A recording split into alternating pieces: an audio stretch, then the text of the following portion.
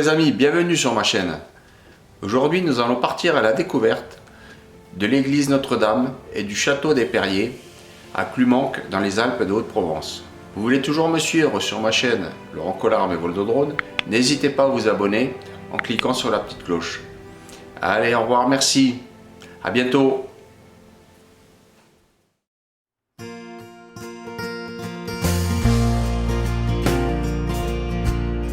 Mentionnée seulement à partir du XIVe siècle, l'église Notre-Dame a vraisemblablement été fondée en même temps que le bourg castral de Clumanc, au plus tard au XIe siècle.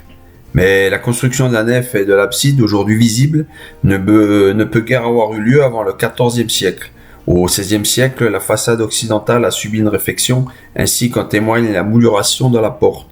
La construction des deux chapelles latérales nord et sud a dû intervenir vers le milieu du XVIe siècle. Cette datation se base sur le style des armoiries de la famille d'Oraison, seigneur de Clumanc, sculptées sur les clés des croisées d'ogives, et sur une indication fournie par la visite pastorale de 1717 à propos de l'érection des chapellenies. La première chapelle latérale sud, avec la sacristie voisine, a été bâtie entre 1693 et 1697. La première chapelle latérale nord, sans doute dans les décennies précédentes. En 1840, le mur du chevet est reconstruit et en 1861, le décor peint est complété ou repris. On situe entre ces deux dates l'aménagement de la sacristie du fond de l'abside. Le toit en ciment amiante et charpente posée sur une surélévation des murs en béton a remplacé vers la fin des années 1970 l'ancienne couverture en lauze de grès posée directement sur l'extrados des voûtes. L'église Notre-Dame a toujours été entourée d'un cimetière.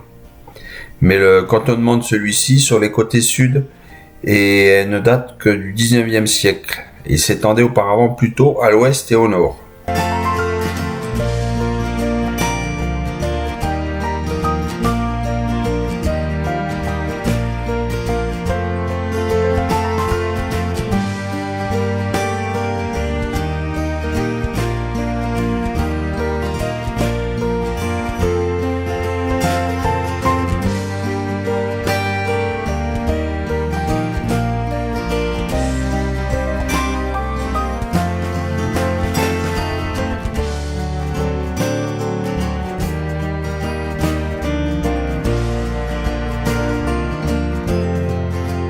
Clumanc qui possède cependant un vieux château, à demi en ruine, qui trône sur une hauteur au bout d'une minuscule route qui grimpe sur un flanc de colline.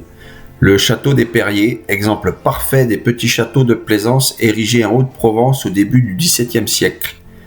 Alors il est reconnaissable à ses 4 tours carrées, il est perché sur la motte médiévale de Clumanc, il est doté de fenêtres à meneaux et 4 rangs de génoises, dans l'esprit Renaissance. Il aurait été bâti après 1616, quand les Perriers ont succédé aux Oraison comme seigneurs de la vallée de Clumanc.